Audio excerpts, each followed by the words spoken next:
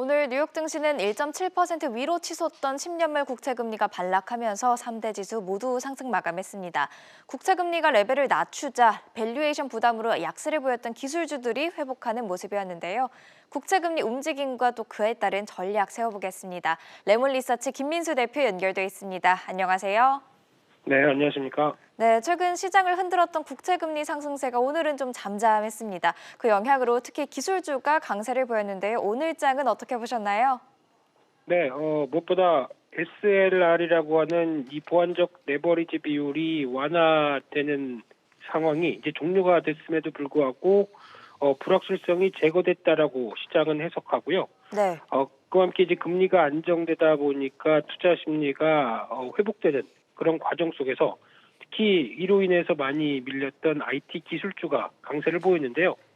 게다가 오늘 또 바이든 대통령이 인프라 투자 관련된 쪽에 최대 3조 달러의 재정 지출을 계획한다라는 쪽도 시장의 심리를 회복하는 데 도움을 줬었고요. 네. 그와 함께 이제 유가나 달러와는 다시 소폭 약세를 보이는 쪽에서 또 관망세로 돌아섰는데 무엇보다 필라델피아 반도체 지수가 한 2%대 상승하면서 또 대표적인 EUV 관련된 장비가 많은 이제 ASML 같은 경우 6%대 상승세를 보이는 흐름을 나타냈고요. 또 테슬라, 애플 모두 한 2%대 강세를 보이는데 하지만 금융주는 그동안 시장을 주도하다가 한 약세를 보였고 또 네. 코로나19 회복에 대한 기대감이 컸던 카니발이나 메이시스 같은 여행 백화점 쪽은 낙폭을 좀 키우면서 마감을 했습니다.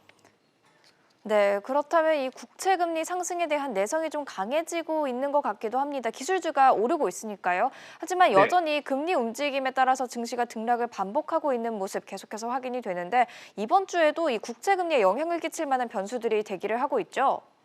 네, 가장 먼저는 연준 위원들의 발언이 연준 의장을 비롯한 발언들이 계속 이번 주에 대기를 하고 있는데 네. 물론 이 변동성을 만들 수 있는 요인은 된다고 보여지고 있지만 여전히 연준 의장 중심으로 금리 변화에 대해서 여전히 인내를 하겠다라는 기조이기 때문에 어떤 큰 방향은 변한 게 없다라고 봐야 될 것 같고요.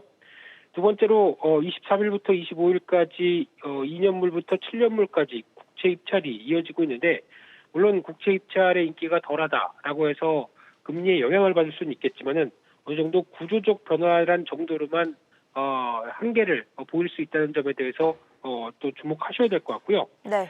또 마지막으로는 경제 지표 관련된 글로벌 합성 PMI 예비치가 또 발표가 될 예정인데 이런 흐름들도 너무 잘 나오게 되면 또 금리는 또 빠르게 움직이겠죠.